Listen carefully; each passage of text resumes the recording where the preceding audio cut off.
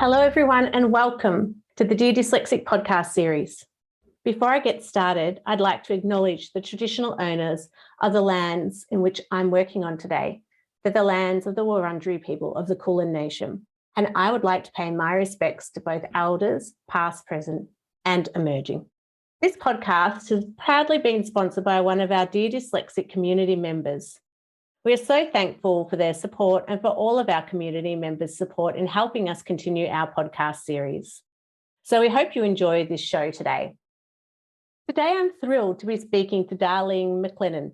Darlene is the manager of the Australian Disability Clearinghouse on Education and Training, ADCET, and the National Disability Coordination Officer for Tasmania, both of which are hosted by the University of Tasmania.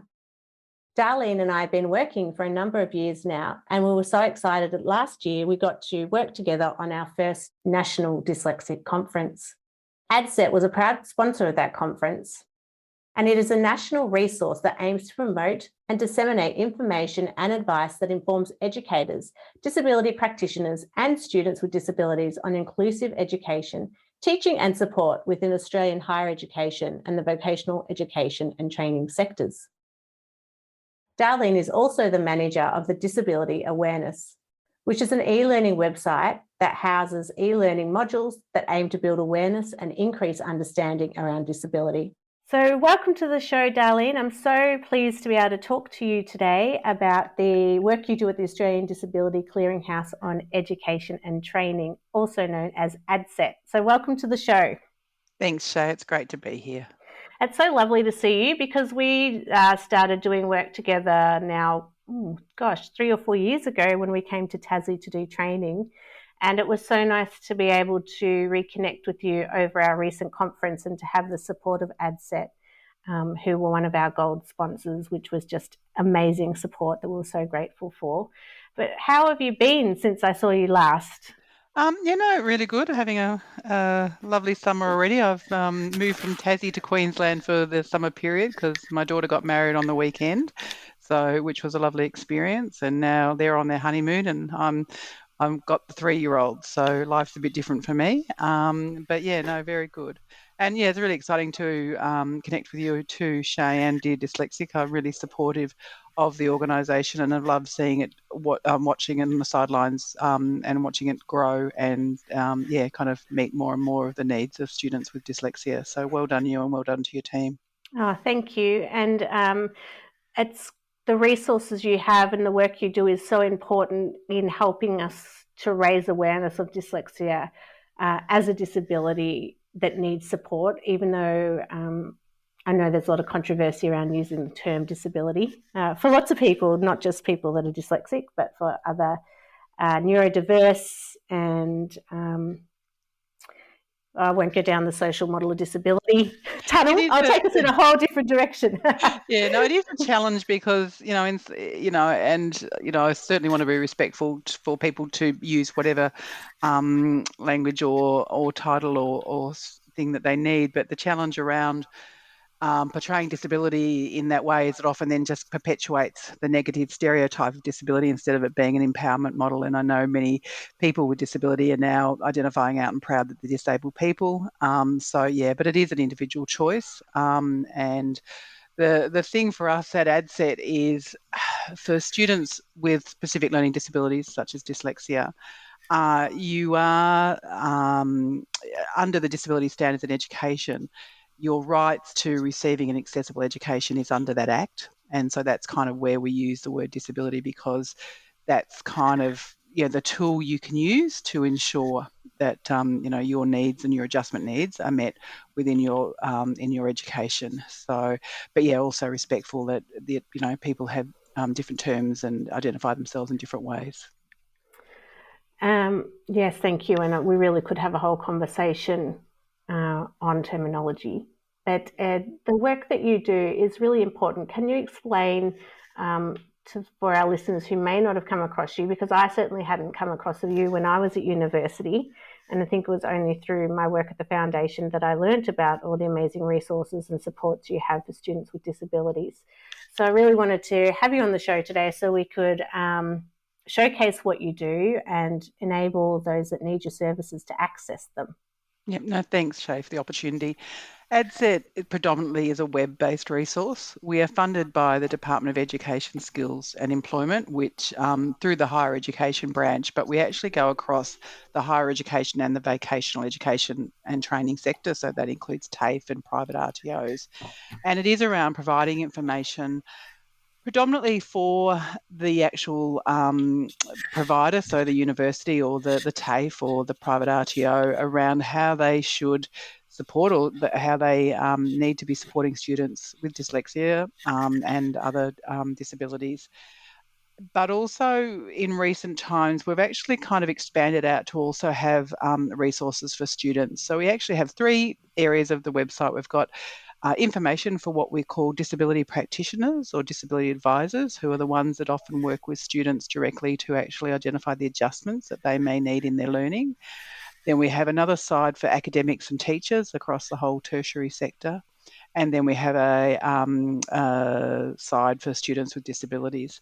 So in each of those 3 areas, people can find things like, I've got dyslexia, what kind of adjustments should I expect, or what sort of adjustments may assist me in my study when it comes to, accessing my education. But also we do things like webinars. So we hosted a webinar recently with our colleagues in New Zealand that have set up a dyslexic quality marker program there. So we're kind of linked with them. We kind of find hot topics, I suppose, and then present webinars. So we range from having 80 people to 600 people in those webinars, which is really great. We've also dabbled in the world of podcasting because, once again, that's been a really easy medium to get to more and more people, including people internationally, which has been fabulous to do that as well. But we also develop content and sometimes receive grants to do one-offs. So when COVID hit, we received a small amount of money to actually develop content around the things that may be impacting students and the sector in regards to COVID. So one of those things was returning to campus for students and staff even. And so what are the things that, universities and TAFEs need to think about when students with disability coming onto campus that may have autoimmune be it compromised autoimmune systems, maybe who are blind and they need the temperature checker to be able to read out the temperature, that our temperature stations need to be adjustable to include things for students with disability. So those kind of things, those guidelines helped. But we also developed some guidelines around online learning, because with the word that one of the buzzwords, which I was surprised didn't get word of the year, pivot. With the pivot to online learning, there was a lot of challenges that existed for students with disability around accessing content online. So we've done a number of different resources to support the online learning. So there's a range of things, but one of the probably things that the audience may be even more interested about is that we have updated a resource in 2016, which only feels like yesterday, which is called Opening All Options. It was a resource that was developed in 1999 when there was so little about Pacific learning disabilities, and it's an actual resource that provides really significant advice to disability practitioners and academics and teachers around dyslexia and other Pacific learning disabilities, the implications of that. It even talks about the testing and also the adjustments. So it's a great resource with a wealth of information. And looking at reviewing, today reviewing some of the things we had on our website, I realised we probably need to review that again soon. But so if your audience does have a look at that resource and want to provide any feedback or feel like we're missing something, then please let us know.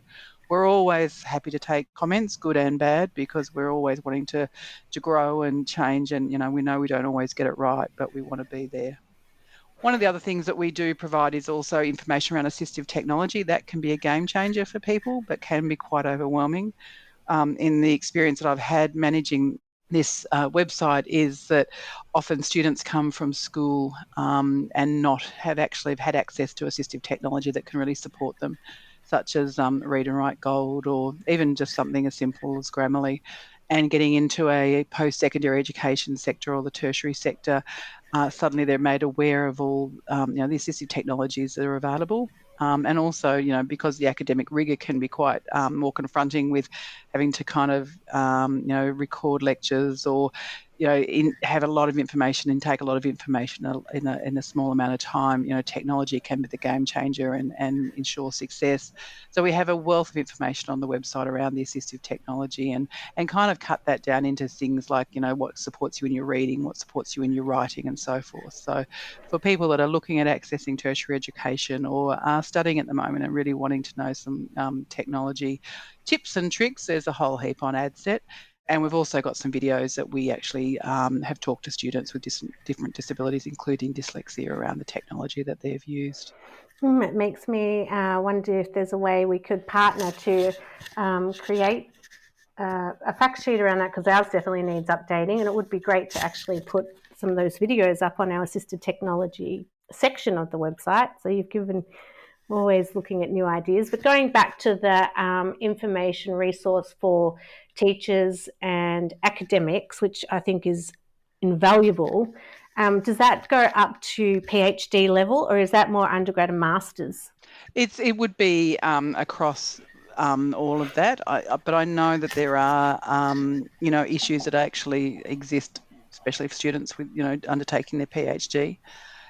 And I know it's something that that we may do a future project in that, because we're seeing that as one of the gaps and barriers that exists. That's one of the things I love about the role that I do, is it is often about identifying the gaps and barriers. And I suppose, Shae, you and I are probably very similar, is that we always finding new ideas and get excited about how we can actually make a positive impact on things by doing that. And I know that we've talked around some partnerships and definitely would like to look at that in 2022.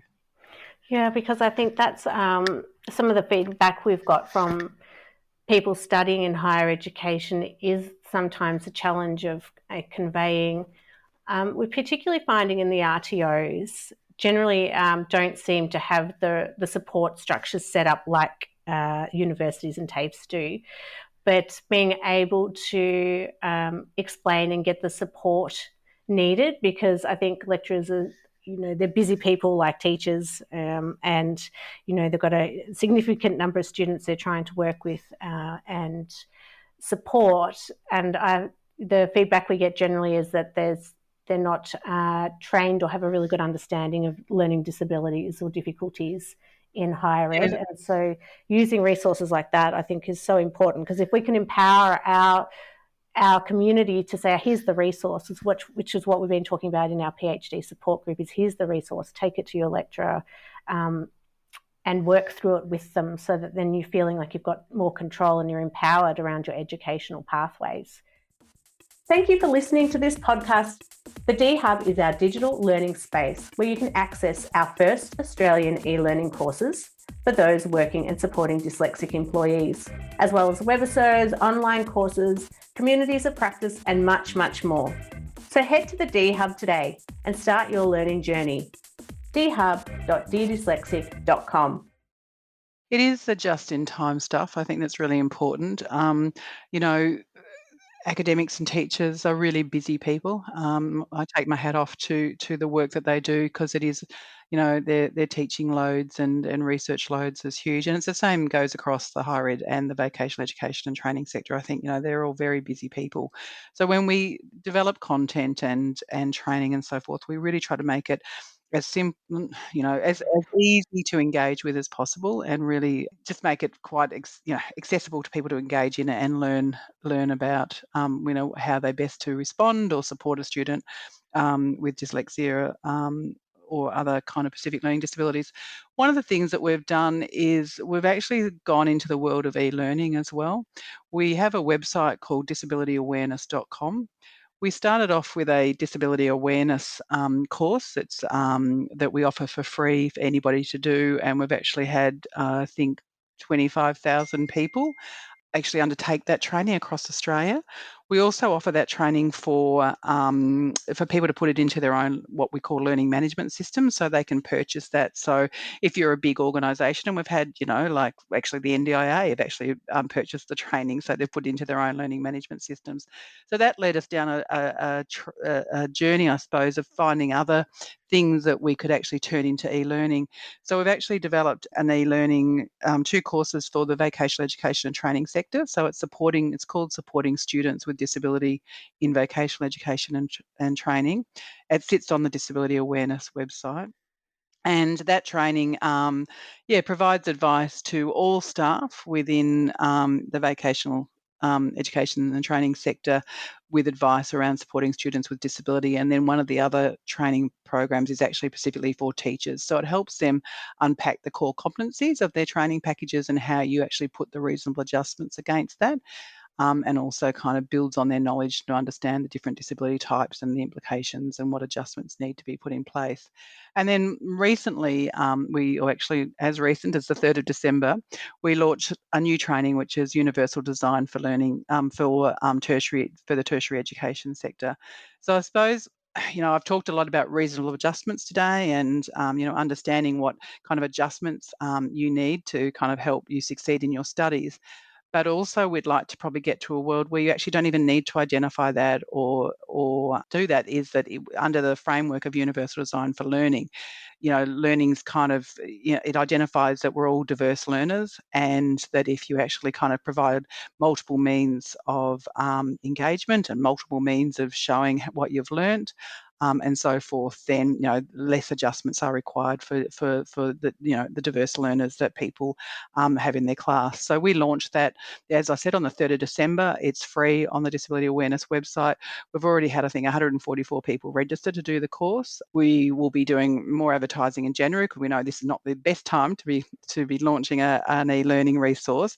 But we're also going to be developing community practice in an online forum where teachers and academics next year can actually have conversations around how they're actually changing their teaching practice to actually work in the framework of UDL. So really hoping this will have a significant impact on many students with disability in the tertiary sector, as academics and teachers understand and put in different practices into their teaching. And many teachers and academics are probably doing it anyway, but it might be just tweaking. It might be finding some of the pain points that students are engaging with and having trouble with, and trying to kind of look at that in a different lens and change it. So we've had really great feedback.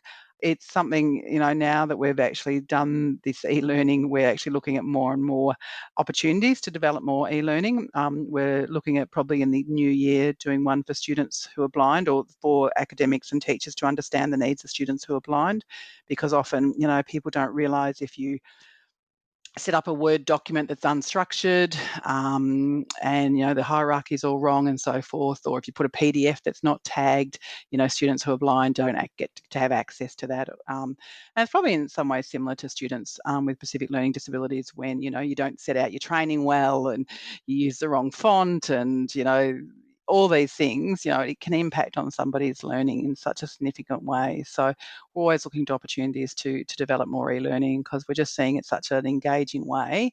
Instead of, a guide or picking up the resource or reading a website, you're actually getting to check people's knowledge and getting them, stepping them through the different processes. So it's been very exciting to undertake that work as well.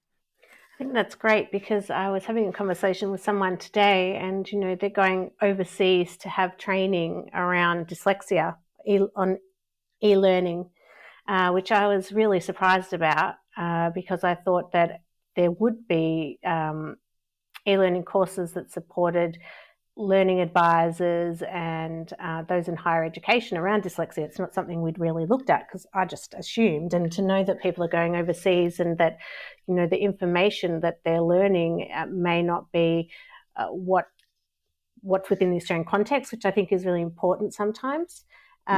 So it's great to hear the different work that you're doing, because it's really important. And I think putting it in the Australian context around what our laws are, or what terms we use, what terms we don't use, is really important when we're supporting learners.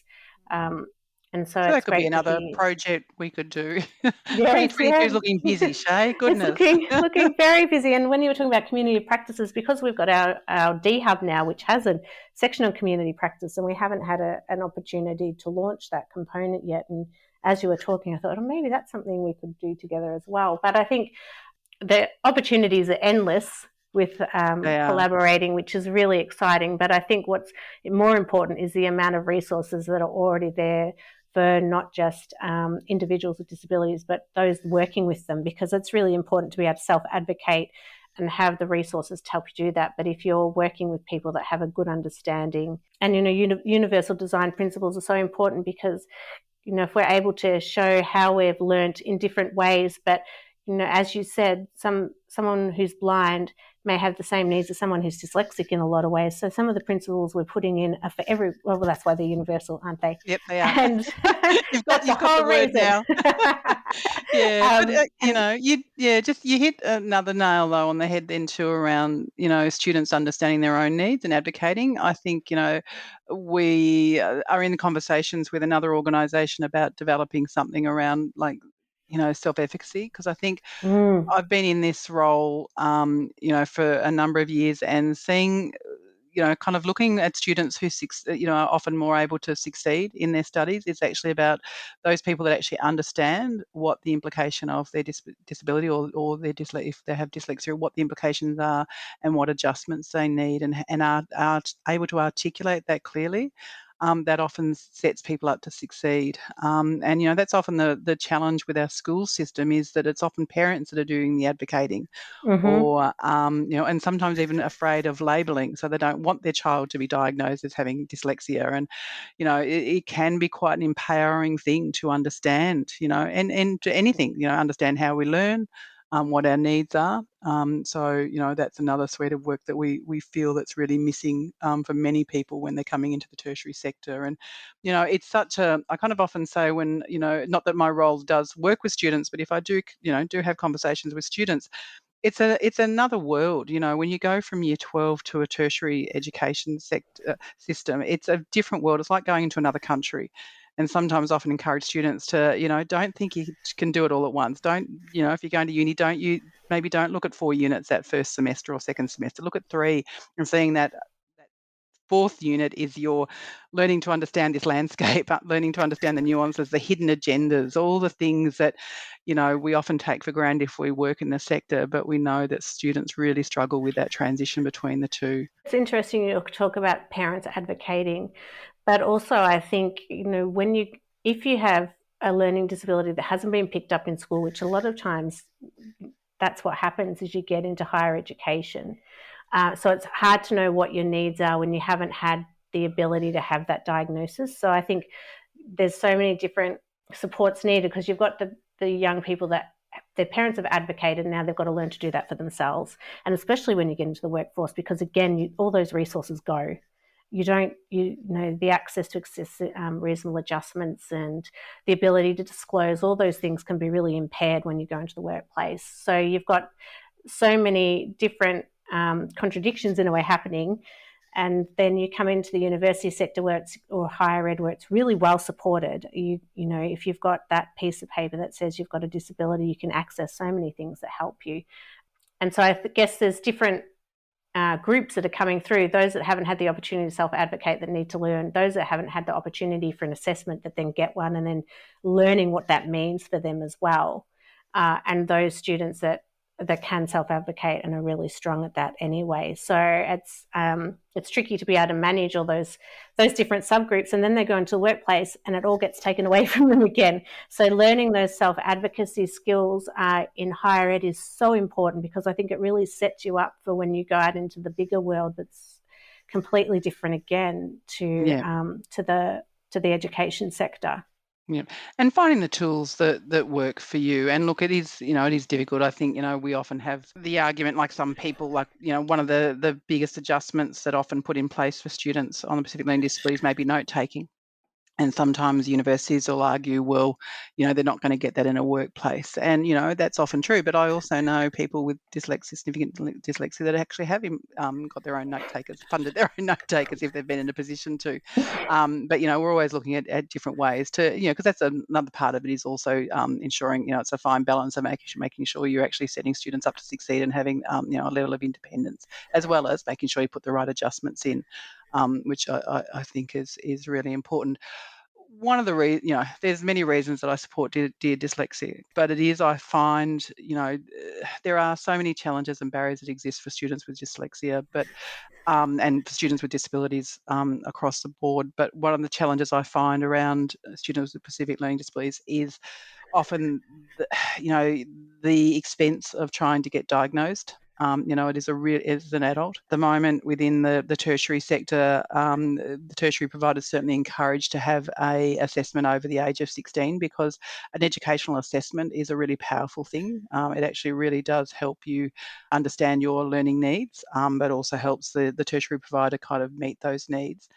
But, it is an expensive, it ranges between 600 and this is nothing that your listeners haven't heard before, $600 to $2,000 for a good assessment. And that's often beyond most people's reach, really. And that's, it often just creates another barrier. And I think here in, Australia, we're still so far behind in dealing with specific learning disabilities. When you look at models like the UK and the example you gave where someone's looking at doing training overseas, it's because we still are so far behind.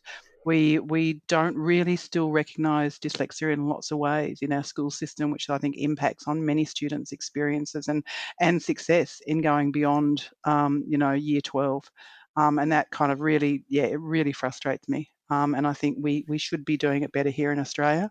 And I really want to continue to work and fight for that to ensure it does happen. And if we can do some small things at ADCET to help kind of students succeed, we certainly try. But I'm also at that point of trying to advocate for things to change to get better.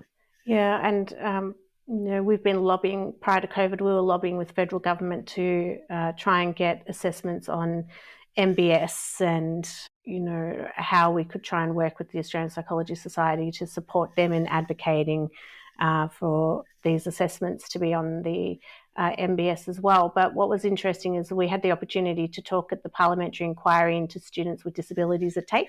They recently put out their recommendations, and we were really excited to see we'd been cited 37 times. But what was really exciting was the recommendation around assessments being accessible in TAFE for students.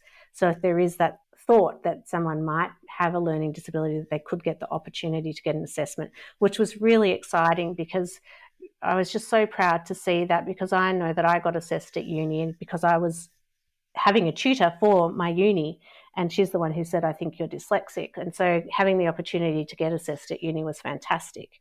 I was able to afford that lower cost. But it is so frustrating to see how many people miss out, whether it's in school or, they don't get the chance when they get into higher ed to get an assessment. And even though, for some parents, they may not want their child assessed, but it really is such, we advocate so strongly if people can afford it, because it's so important to be able to know what's happening for yourself and then be able to ask for the support you need. I really hope in time the government starts to listen and we get something happening around assessments. It's so important.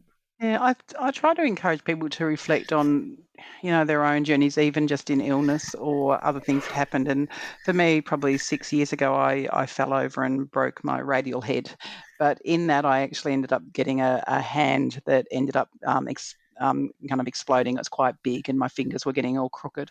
And I actually ended up getting diagnosed with complex regional pain syndrome, CRISP. And once I had that diagnosis, the world opened up to me. Previous to that, I was in pain. I was, unsure. I didn't know what to do. I didn't know whether to move it, to not do it, like whatever. But once I had that diagnosis, I was able to go into chats with other people with it. I was able to, articulate that to medical people. It just, for me, it's that just empowered me so much to understand what and how to work with what I had. So, yeah, I find it a challenge when there is that fear of labelling, because, it can be quite an empowering thing for people to then actually find a community or to actually find information, especially today, in today's, with the internet, hopefully they find the right things. But, I think it can be a game changer for people. We are hosting some critical conversations at ADCET. We had a couple this year and we will have some next year. And one of the ones we want to have is around diagnosis and the need for a diagnosis. We're in consultation with Mandy Nathan from Spelled to kind of maybe start us off with a webinar early next year. So I encourage you listeners, if they want to keep abreast of what ADCET's doing, to sign up to our newsletter. So our website's ADCET, ADCET.edu.au, and sign up to our newsletter so you keep up to date with all the things we're doing. And just going back to one of the other things you said, Shae, around the TAFE review that was done, we're also just recently been funded by the federal government to do a couple of projects within the vet sector nationally.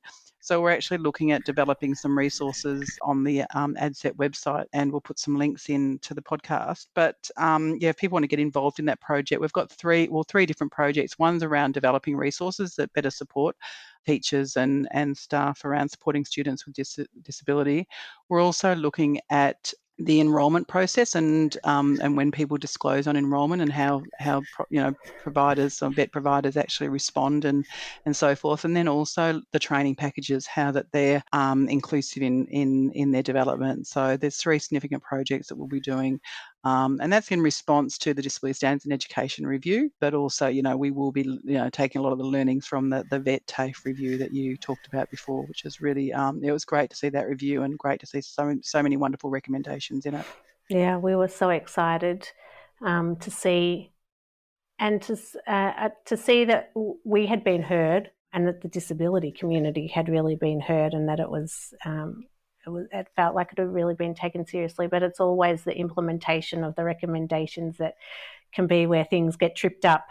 So it'll be interesting to watch the space around what recommendations do start being implemented. But I really, really hope that the assessment one is taken on board, and that becomes an opportunity, particularly for people going through the TAFE sector. Financially, they may not have been able to afford their families to get an assessment. And so, it's pivotal that they get that opportunity when they're studying so that they can continue to study and they have the best outcomes that they can. So it's great to hear that you're doing some work following that as well. And we look forward to watching the space that you're playing in at the moment, and all the details of ADCET will be on our website as well for our listeners. Is there anything else you'd like to add before we wrap up our conversation today? I'm so excited we've had the opportunity to talk.